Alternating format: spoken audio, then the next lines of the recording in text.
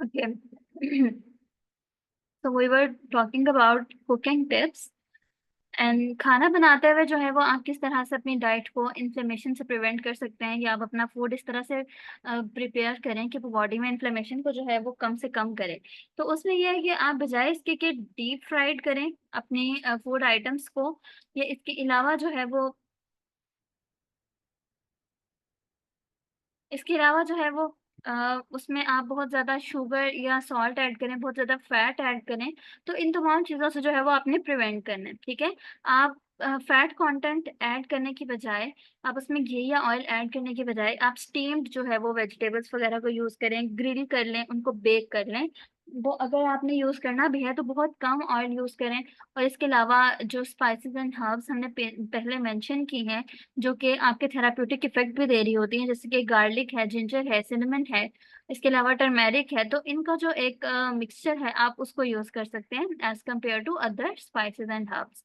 इसके अलावा हाइड्रेटेड रहें और स्ट्रेस को मैनेज करें। ये लाइफस्टाइल टिप्स हैं जिनको यूज करके आप बॉडी में इन्फ्लेमेशन को कम कर सकते हैं। वाटर जो है, अगर इसका बॉडी में लेवल नॉर्मल नहीं होगा तो भी बॉडी जो है वो लीड करती है टुवर्ड्स इन्फ्लेमेशन। और स्ट्रेस जो है, इसको मैनेज करें। स्ट्रेस भी लीड कर रहा होता है टुवर्ड क्रॉनिक डिजीजेस, क्योंकि स्ट्रेस जो है is also a type of inflammation. ये इन्फ्लेमेशन के रिस्पॉन्स में भी इंड्यूस होता है और लीड कर रहा होता है toward the development of chronic diseases. Anti inflammatory diets को अगर आप यूज करते हैं तो इससे आपकी डाइजेशन इंप्रूव होती है, आपके एनर्जी लेवल्स जो है वो बूस्ट होते हैं, क्योंकि आपके जो एंजाइम्स होते हैं वो ऑप्टिमम लेवल पर वर्क कर रहे होते हैं, ठीक है? तो अगर आप एंटी इन्फ्लेमेटरी डाइट को यूज करते हैं तो ये आपकी डाइजेशन को भी बूस्ट करेगा, जीआईटी के डिसऑर्डर से प्रिवेंट कर रहा होगा, एनर्जी लेवल जो है आपका वो बूस्ट अप हो जाएगा। इसके अलावा क्रॉनिक डिजीजेस से आप बच जाएंगे और ओवरऑल जो आपकी हेल्थ एंड फिटनेस है वो इम्प्रूव होगी। क्रॉनिक डिजीजेस में आपकी सारी डिजीजेस आती हैं, आपके चाहे वो पीसीओएस है, रिप्रोडक्टिव सिस्टम से रिलेटेड डिजीज है, आपके वो नर्वस सिस्टम से रिलेटेड डिजीज है, आपके वो कार्डियोवास्कुलर सिस्टम से रिलेटेड डिजीज है, आपकी जो है वो रिस्पिरेटरी सिस्टम से रिलेटेड डिजीज है, तो वो इन तमाम डिजीजेस से जो है वो प्रिवेंट करना होगा, ठीक है? So that was all about today's session. If you have any question you can ask.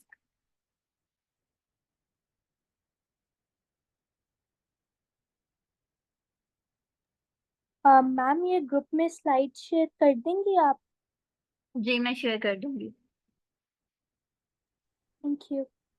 यहाँ पर आपका कोई क्वेश्चन है तो आप वो कर लें, स्लाइड्स जो है वो मैं ग्रुप में शेयर कर दूंगी।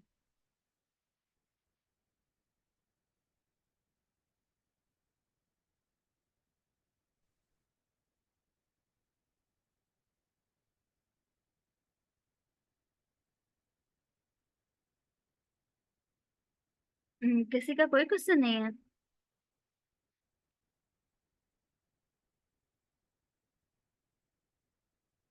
अच्छा, मैंने इन्फ्लेमेटरी का मैंने पूछना था। जैसे न्यूट्रिशन फीडिंग के अंदर पेशेंट होते हैं, जैसे आप हैं सप्लीमेंट्री कोच हैं, ठीक ठीक है हुमा। तो अगर मुझे एनजी ट्यूब आपकी फीड है, हेलो, सब आपको आवाज आ रही है मेरी? मुझे आपकी वॉइस क्लियर नहीं आ रही, अब बोले। आप आ रही है? जैसे आपका है, आप सर्टिफाइड सप्लीमेंट्स की हैं, जैसे आप न्यूट्रिशन फीडिंग को भी देख रही होती हैं, एनजी ट्यूब फीडिंग को भी, और माशाल्लाह से पैक ट्यूब को भी देख रही होती हैं। इन्फ्लेमेटरी होता है, हम इसके अंदर कौन से सप्लीमेंट दे सकते हैं? बेड रिडन होता है पैक ट्यूब फीडिंग में, और क्या क्या कहते हैं एनजी फीडिंग के अंदर। कंसल्टेंट बहुत सारे रिकमेंड, जैसे आइसोकेल है, वैनी है, और इंश्योर है, अब तो डेलिश भी आ गया हुआ है इसके मुकाबले में होता है। तो इसके लिए कौन सा बेस्ट कोई रहेगा अगर इन्फ्लेमेटरी प्रॉब्लम हो रहा होता है? या पेप्टामेन, तो इसको हम यूज कर गट के लिए पेप्टामेन को ही हम यूज करें, क्योंकि हाइड्रस प्रोटीन फॉर्मूला है। ओके, आपकी वॉइस ब्रेक हो रही थी, जो मुझे समझ आया है वो ये कि आप ये पूछना चाह रही हैं कि जो पेशेंट्स एनजी फीड पे होते हैं, सप्लीमेंट के बारे इंटेरल में। या पेरेंटल पे जी होते जी। हैं, उनको हम जो है वो एंटीऑक्सीडेंट का कौन सा सप्लीमेंट दें। बेसिकली पहली बात तो ये कि जी, अगर जैसे तो आप। पेप्टामेन देते हैं हम लोग, जैसे पेप्टामेन दे रहे होते हैं ना हम, हाइड्रस प्रोटीन फार्मूला। जी जी। आवाज आ रही है आपको? जी आ रही तो है। उसमें फिर कौन सा दे पेप्टामेन के अलावा? बेसिकली मैं यही बता रही हूँ कि आपके एंटीऑक्सीडेंट जो कंपोनेंट्स है ना, ऐसा नहीं है कि आपको जो है वो अलग से सप्लीमेंटल फॉर्म में देने हैं। पहली चीज ये कि जो एंटेरल फार्मूलाज होते हैं ना, उसमें उनकी कंपोजिशन ही ऐसी होती है कि वो पर्सन जो ओरली जिसका इनटेक नहीं है, उसमें सारे विटामिन और जो मिनरल्स होते हैं ना, वो एंटेरल फार्मूला के थ्रू जा रहे होते हैं, अगर तो आप एंटेरल फार्मूला दे रहे हैं। अगर आप खुद से फीड प्रिपेयर करके दे रहे हैं, उसमें आपको ऐड करने की जरूरत है, तो उसमें आप कोई भी सप्लीमेंट ऐड नहीं करेंगे। एंटीऑक्सीडेंट्स के वैसे सप्लीमेंट भी ना मिलते हैं ना हम प्रेस्क्राइब करते हैं। इसका जो बेस्ट सोर्स होता है वो फ्रूट्स एंड वेजिटेबल्स होते हैं, ठीक है। और अगर इस तरह से जैसे विटामिन सी है, ये स्ट्रॉन्ग एंटीऑक्सीडेंट है, विटामिन सी है, विटामिन ई है, ये एंटीऑक्सीडेंट्स है, लेकिन साथ में ये विटामिन भी हैं। तो हम जो है वो फिर कोई उनको जैसे आपने बात की इंश्योर की, तो उसमें ये सारी चीजें होती हैं, विटामिन भी होते हैं, मिनरल्स भी होते हैं, ठीक है। तो यही वो फूड आइटम्स, यही वो इंग्रेडिएंट्स हैं, वो कंपोनेंट्स हैं जो कि एंटीऑक्सीडेंट का रोल प्ले कर रहे होते हैं या एंटी इन्फ्लेमेटरी रोल प्ले कर रहे होते हैं बॉडी में। मजीद अगर आप फीड प्रिपेयर कर रहे हैं और उसे एंटी इन्फ्लेमेटरी करना चाह रहे हैं, तो आप उसमें टर्मेरिक ऐड कर सकते हैं, हल्दी, ठीक है। तो इसी तरह से आप उसमें फेनल सीड्स ऐड कर सकते हैं, ग्राइंड करते हुए आप उसमें डाल लें, ठीक है। तो इस तरह से जो है वो आप उसे कर सकते हैं। ऑप्शन तो आपके पास दोनों है, अब या तो आप इंटेरल फार्मूला यूज कर लें, उसमें ऑलरेडी मौजूद होते हैं, और अगर आप खुद से फीड प्रिपेयर कर रहे हैं, तो उसमें आप जो फूड आइटम्स आप इंटेरल में, चूंकि आपका जीआईटी जो है वो फंक्शनल होता है, ठीक है, तो उसमें आप जो फूड आइटम्स हैं आपके एंटीऑक्सीडेंट वाले जो कि हमने पहले देखे, आप उनको ऐड कर सकते हैं। एंड ठीक है, my thank sister is also on you. Enteral feeding. तो मैं उसका जो है वो इसी तरह से प्रिपेयर कर रही होती हूँ कि उसकी फीड में जो है वो सम टाइम मैं उसमें टर्मेरिक ऐड कर रही होती हूँ, एंड सम टाइम उसमें जिंजर आ रहा होता है, एंड सम टाइम उसमें मल्टीपल स्पाइसेस जो है वो डिफरेंट डिफरेंट उसमें मैं ऐड कर रही होती हूँ, beside adding the enteral formula too. Thank you Huma, thank you so much. Parkinson disease ये आपकी न्यूरो डिजेनरेटिव डिसऑर्डर है। न्यूरो डिजेनरेटिव डिसऑर्डर्स वो होते हैं जो कि with the passage of time आपके न्यूरॉन्स जो डैमेज होते हैं, उसकी वजह से जो डिजीजेस डेवलप होती हैं। तो ये आपका जो है एक न्यूरो डिजेनरेटिव डिसऑर्डर है। क्वेश्चन।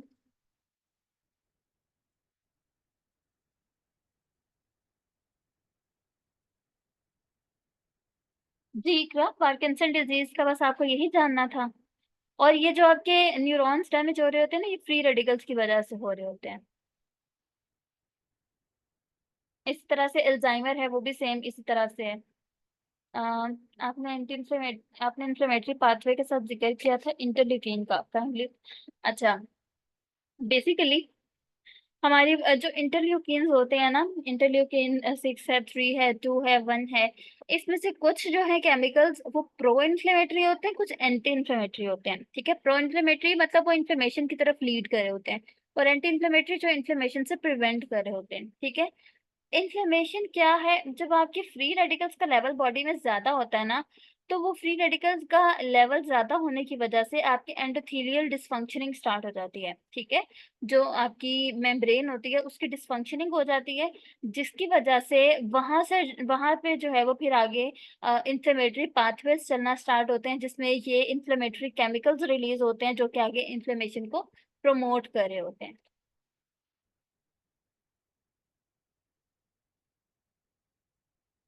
बेवरेजेस एंटी इन्फ्लेमेटरी में इंक्लूड हैं या नहीं? बेवरेज, बेवरेज हम किसे कहते हैं? मशरूबात को। अब मशरूबात में या बेवरेजेस में आपकी कोका कोला भी आती है, और इसमें जो है ना वो आपके लेमनेड भी आता है, और इसी में जो है वो आपकी ग्रीन टी भी आती है, इसी में आपके जो है वो सारी हर्बल टीज भी आती हैं। तो ये डिपेंड करता है आप बेवरेज कौन सी यूज कर रहे हैं।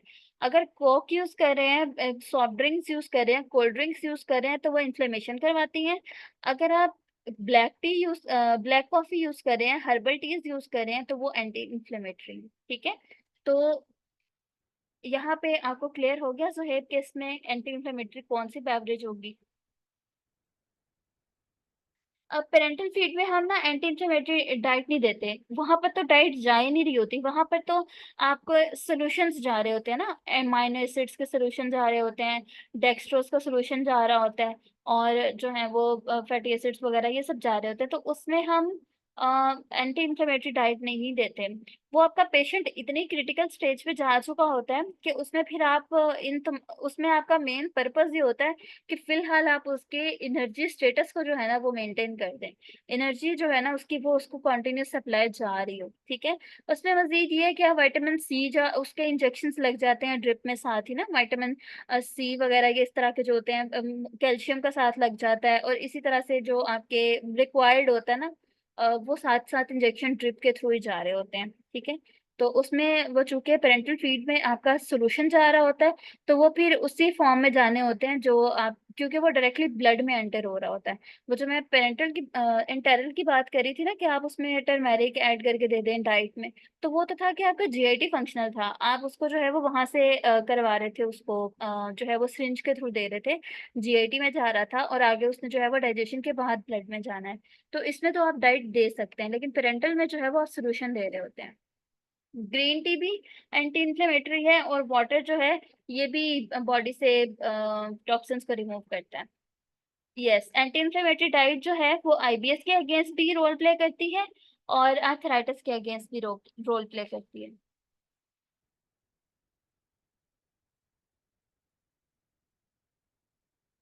जितनी भी डिजीजेज है स्टार्ट ही इन्फ्लेमेशन से हो रही होती हैं, तो इसलिए आप ये जो है वो एंटी इंफ्लेमेटरी डाइट दे सकते हैं। कुछ क्वेश्चंस आई थिंक ऊपर वाले मिस हो गए हैं, तो आप अपने क्वेश्चंस रिपीट भी कर सकते हैं।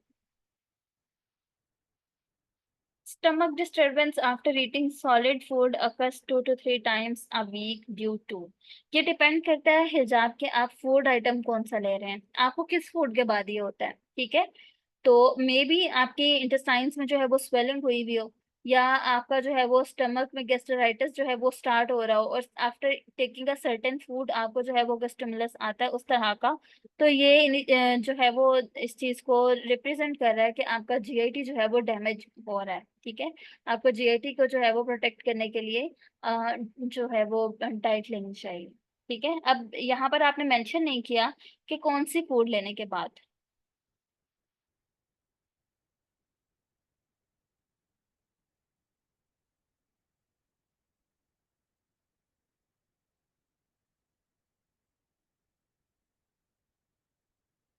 Difference between chronic and acute inflammation. Chronic जो एक्यूट इन्फ्लेमेशन होती है ना, ये आपकी कुछ टाइम के लिए होती है, बहुत कम टाइम पीरियड के लिए होती है, फॉर सम सेकेंड्स और सम मिनट्स और सम आवर्स के लिए होती है। लेकिन जो क्रॉनिक होती है ना, ये सेवरल ईयर्स तक चल रही होती है, ठीक है। एक्यूट ये आपका प्रोटेक्टिव इफेक्ट होता है बॉडी में, जो है इसका प्रोटेक्टिव रोल होता है। लाइक आपको कोई कट लगा ना, आपको उसी टाइम पे आप देखते हैं वहां पर जहाँ पे कट लगा होता है, पेन होता है, स्वेलिंग होती है, उधर रेडनेस स्टार्ट हो जाती है। ये है एक्यूट इन्फ्लेमेशन, ठीक है, जो कि बाद में खुद ही ठीक हो जाती है। और क्रॉनिक इन्फ्लेमेशन क्या है, ये जो आपकी क्रॉनिक डिजीजेज है। Clear?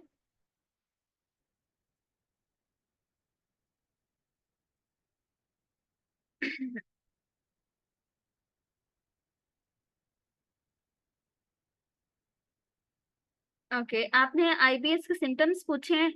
IBS inflammatory bowel syndrome, bowel में आपकी इंटेस्टाइन्स आती हैं, ठीक है। तो इसमें क्या होता है, क्रैम्पिंग, क्रैम्प्स वगैरह, दर्द आप कह लें कि होती है, एब्डोमिनल पेन होती है, ब्लॉटिंग, गैस, डायरिया या कॉन्स्टिपेशन में से कोई एक जो है वो इशू होता है, या दोनों ही जो है वो एपिसोड्स। कभी आपको जो है वो एक्स्ट्रा ही मतलब जो आपकी स्टूल की कंसिस्टेंसी होती है ना, कभी वो एक्स्ट्रा वाटर जो है उससे लॉस हो जाता है, और कभी जो है वो डायरिया वाली कंडीशन आ रही होती है। Antioxidant rich diet, yes you can take this diet during pregnancy, और ये बहुत इफेक्टिव होती है एंटी इंफ्लेमेटरी डाइट। इन्फ्लेमेशन जितनी कम होगी, उतना बेबी जो है वो आप कह लें कि हेल्दी होगा, उतने उसके सेल्स ज्यादा इफेक्टिवली बन रहे होंगे। राइस खाने के बाद इन्फ्लेमेशन तो नहीं होती। हो सकता है कि आपको कोई सर्टेन कंडीशन हो जिसकी वजह से इन्फ्लेमेशन हो रही है। राइस खाने के बाद इन्फ्लेमेशन नहीं होती, लेकिन अगर आपको एलर्जी है तो हो सकती है।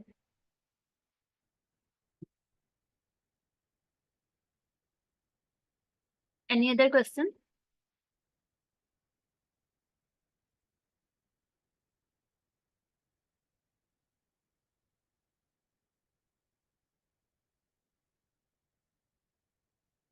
IBS की फुल फॉर्म है inflammatory bowel syndrome. Ma'am I have a question.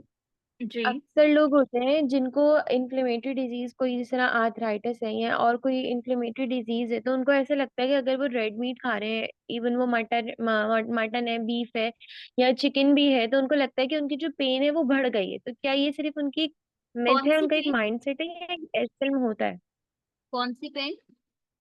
Sorry. जिस तरह उनको आर्थराइटिस है, तो उनको लगता है कि जब उन्होंने रेड मीट खाया है तो उनकी वो पेन, जॉइंट्स वगैरह का पेन और बढ़ रहा है। तो ये सिर्फ उनकी एक साइकी होती है या सच में ऐसा नहीं होता है मीट हो में ना, सकता रेड मीट में इन्फ्लेमेटरी सब्सटेंसेस होते हैं।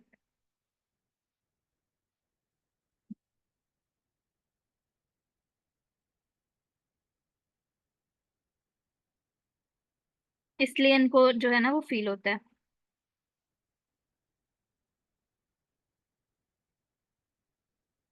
जैसे आर्थराइटिस के पेशेंट होते हैं, इसके अलावा जो है वो किसी भी और कंडीशन की वजह से अगर इन्फ्लेमेशन डेवलप हुई हुई है ना, तो जो रेड मीट होता है उसमें इस प्रो इन्फ्लेमेटरी सब्सटेंसेस होते हैं जो कि बॉडी में इन्फ्लेमेशन कॉज करवाते हैं। इसीलिए मोस्टली हार्ट पेशेंट्स को भी ये मना किया जाता है, और जो आर्थराइटिस के पेशेंट्स होते हैं उनको भी इसीलिए मना किया जाता है। इसमें प्यूरिन्स का कंटेंट भी ज्यादा होता है, तो ये किडनी के पेशेंट्स को भी मना किया जाता है। और इसमें क्या बेसिकली चीज कंपोनेंट क्या चीज हमा होता है इसका क्या चीज किडनी के ऑस्टियोपेरोसिस। पेशेंट को मना किया जाता है? जी। क्या मैं मिस हो गया मुझसे, क्या चीज किडनी के पेशेंट को मना किया जाता है? प्लीज रिपीट कर दें। एक्चुअली आई थिंक मेरे ही माइक में कोई इशू है, मुझे ना वॉइस बहुत कम आती है, आपकी बात नहीं समझ आती। सही में आप यहाँ चैट बॉक्स में टाइप कर दें। नहीं, आपने अभी बोला ना किडनी के पेशेंट को जी जी। नहीं दिया जाता। जी जी। क्या अभी अभी बोला आपने, क्या चीज नहीं दी जाती किडनी के रेड पेशेंट्स मीट, को? रेड मीट, रेड मीट, गाय का, ओके। बकरे का गोश्त, क्योंकि उसमें प्यूरिन्स का कंटेंट ज्यादा होता है। जी, ऑर्गन मीट भी मना किया जाता है। ऑर्गन मीट में हम लिवर दे रहे होते हैं ना मोस्टली, और ये किडनी दे रहे होते हैं। तो बेसिकली एक तो ये आपके सब्सटेंसेस वो सॉरी, एक तो ये आपके वो ऑर्गन्स होते हैं जहां पर डिटॉक्सिफिकेशन हो रही होती है, तो इनके अंदर भी कुछ टॉक्सिन्स जो है ना वो स्टोर होते हैं, जिसकी वजह से ये भी मना करते हैं। ठीक है। और ये भी जो है ना वो इन्फ्लेमेशन को प्रमोट करते हैं, इसलिए ये मना किया जाता है।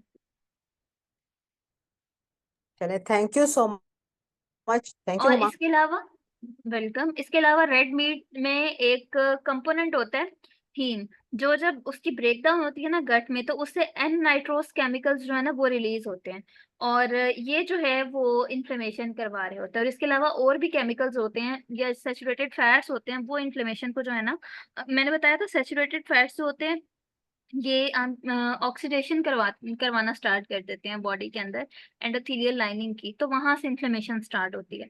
बेसिकली ये जितने भी सैचुरेटेड फैट्स हैं, मीट के अंदर कंपोनेंट्स हैं, एन नाइट्रस वगैरह, ये सारे के सारे आपके न्यूक्लियर फैक्टर कैपा बी, अगर आप इसके बारे में जानते हो, तो उसको जो है ना उसकी रिलीज को स्टिमुलेट कर देते हैं। जब वो रिलीज होता है तो वो एक इन्फ्लेमेटरी रिस्पॉन्स जो है ना उसको इनिशिएट करवा देता है, और बॉडी में इन्फ्लेमेशन स्टार्ट हो जाती है। हुमा, एक रिक्वेस्ट थी आपसे। हेलो जी जी जी। जी, आपसे रिक्वेस्ट थी। हमसे जी आपका माशाल्लाह आज बहुत अच्छी प्रेजेंटेशन हुई है। रिक्वेस्ट है, एक ना पैरेंटल फीड टीपीएन और एंटेरो पैरेंटल पे भी आप एक वेबिनार करवा लें, अगर नेक्स्ट वीक या बीच में किसी भी तरह से। ओके, इंशाल्लाह जरूर करवाएंगे। रिक्वेस्ट है आपसे मेरी, डीपली। अ, ये आप मुझे इनबॉक्स में बता दें, आप जो कह रही हैं इंटरनल और पेरेंटल की तो मुझे समझ ठीक है। आ गई है, फर्दर जो आप कह रही हैं वो आप मुझे इनबॉक्स में बता दें। TPN osteoporosis and TPN arthritis both के लिए कौन सी डाइट बेस्ट होती है? ऑस्टियोपोरोसिस जो आपकी ना बोन्स इसमें पोरस हो रही होती हैं, ठीक है। आर्थराइटिस डिपेंड करता है आपका किस रीजन की वजह से है, ये आपका जो है वो जॉइंट की इन्फ्लेमेशन आपकी ऑटो इम्यून डिसऑर्डर की वजह से है, या आपका जो है वो जॉइंट की इन्फ्लेमेशन किसी और रीजन की वजह से। ऑस्टियोपोरोसिस में आपकी basically bone mineral density involve होती है, साथ में एस्ट्रोजन जो हार्मोन है ना उसका लेवल जब ड्रॉप होता है तो उसकी वजह से बोन मिनरल डेंसिटी इफेक्ट होती है, और फर्दर जो है ना वो फिर आपकी बोन्स मजीद पोरस होती हैं। बेसिकली होता ये है कि फीमेल्स जो होती हैं उनमें मीनोपॉज के बाद ये ज्यादा इशू आ रहा होता है। उसकी रीजन यही होती है कि एस्ट्रोजन का लेवल ड्रॉप होता है। एस्ट्रोजन का लेवल ड्रॉप होने की वजह से बोन मिनरल डेंसिटी जो है ना वो कम हो रही होती है, और बोन्स जो है वो पोरस हो जाती हैं, और ऑस्टियोपोरोसिस का मसला आ रहा होता है। ठीक है, इनके लिए डाइट कौन सी बेस्ट है? Well balanced diet, rich in all vitamins and minerals, fibre भी मैक्सिमम हो, उसमें कार्बोहाइड्रेट्स कम हो, प्रोटीन्स की क्वांटिटी जो है वो उस पर्सन के एज के अकॉर्डिंग हो। तो ये एक बैलेंस डाइट होती है जो कि आप इस कंडीशन में देते हैं। आपके जो इम्यून सिस्टम होता है ना, बेसिकली यहाँ पर भी आर्थराइटिस देखिए इन्फ्लेमेशन है। आपका जो इम्यून सिस्टम होता है ना, ये हाई एनर्जी पे काम करता है। हाई एनर्जी कहाँ से मिलेगी? Protein. High energy doesn't mean कि आप उसको रिफाइंड फ्लावर देके जो है ना वो आप उसकी एनर्जी पूरी करवा दें। ठीक है, इसके लिए आपको प्रोटीन्स वगैरह देने पड़ते हैं। तो जब ये वाली चीजें बॉडी के अंदर जाएंगी, प्रोटीन्स वगैरह, तो उससे जो है ना वो इम्यून सिस्टम के सेल्स जो हैं वो बूस्ट होंगे, आपकी इम्यूनिटी स्ट्रांग होगी, और ये इस तरह की जो डिजीजेस होती है ना उनसे प्रिवेंशन या उनकी मैनेजमेंट जो है वो हो रही होती है।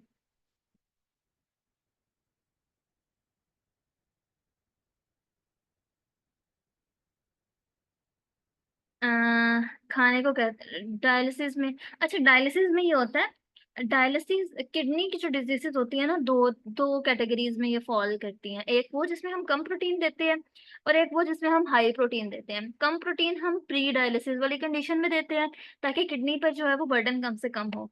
जब पेशेंट डायलिसिस पर शिफ्ट हो गया ना, फिर हम उसे ज्यादा प्रोटीन देते हैं, हाई प्रोटीन देते हैं, और वो वाली प्रोटीन देते हैं जिसकी बायोलॉजिकल वैल्यू हाई हो। बायोलॉजिकल वैल्यू का ये मतलब है कि इट्स मीन कि आपने फॉर एग्जांपल आपने जो है वो मीट कंज्यूम किया है, और उसमें जो है ना मीट का एक पीस लिया है, उसमें 80 ग्राम आयरन था। जब आपने उसका इंटेक कर लिया तो आफ्टर डाइजेशन और अब्जॉर्प्शन आपके ब्लड में आयरन कितनी क्वांटिटी में पहुंचा, वो उसकी बायोलॉजिकल वैल्यू है। तो जो रेड मीट है इसकी बायोलॉजिकल वैल्यू हाई होती है, और जितनी प्रोटीन मतलब आप ले, और ये कंप्लीट प्रोटीन भी होता है, मतलब इसमें अमाइनो एसिड्स जो है ना आपके, वो ऑलमोस्ट सारे ही एसेंशियल अमाइनो एसिड्स होते हैं। तो डायलिसिस में प्रोटीन की रिक्वायरमेंट इंक्रीज हो जाती है। बॉडी पे एक स्ट्रेस जो है ना वो होता है, बॉडी एक स्ट्रेस की कंडीशन में होती है जब पूरा ब्लड जो है आपका बॉडी से निकल कर आ रहा होता है और फिर वापस जा रहा होता है। वो एक पेनफुल प्रोसेस, और बॉडी स्ट्रेस में होती है, और इम्यूनिटी के लिए जो है ना वो वहां पर रिक्वायर होती है प्रोटीन, तो इसलिए ज्यादा प्रोटीन देते हैं।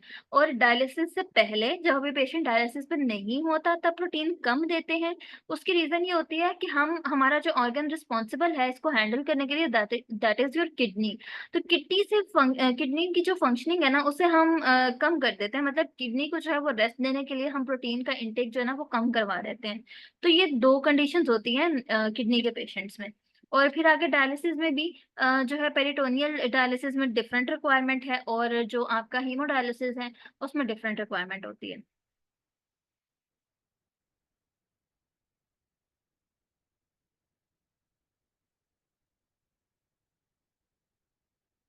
इंशाल्लाह अब वेबिनार्स ही हुआ करेंगे। अभी जो नेक्स्ट हमारी अपकमिंग वर्कशॉप आ रही है वो थैलेसीमिया पे आ रही है, बिकॉज मैंने ये ऑब्जर्व किया थैलेसीमिया के केसेस बहुत ज़्यादा बढ़ गए हैं।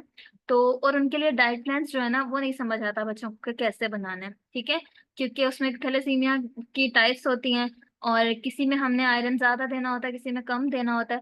तो मैं कुछ रीजंस की वजह से अवेलेबल नहीं थी, काफ़ी लॉन्ग गैप जो है वो रहा है। इंशाल्लाह ये काफ़ी टाइम के बाद फर्स्ट वेबिनार था, और अब वेबिनार्स वर्कशॉप्स और ये सारी चीज़ें जो है ना वो चलती रहेंगी। अभी जो मेरा नेक्स्ट टॉपिक होगा वो थैलेसीमिया है, उससे नेक्स्ट जो है ना वो स्ट्रेस है। और थैलेसीमिया और स्ट्रेस ये बेसिकली होगा ही जस्ट न्यूट्रिशन के स्टूडेंट्स के लिए, ताकि उनको जो है ना उसकी पैथोफिजियोलॉजी तक जाके बताया जाए कि ये बॉडी में इनिशिएट किस तरह से हो रहे होते हैं, इसे हमने मैनेज किस तरह से करना है। तो इंशाल्लाह आपने जो कहा है कि और भी इस तरह के वेबिनार कंडक्ट करवाएं, तो इंशाल्लाह ये चलते रहेंगे अब।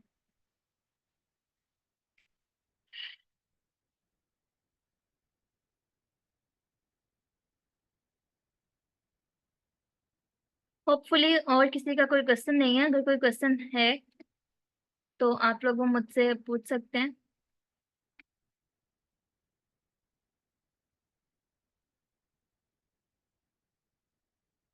Okay, that was all about today's session, thank you so much. इंशाल्लाह नेक्स्ट जो है वो हम अगले सेशन में मिलेंगे।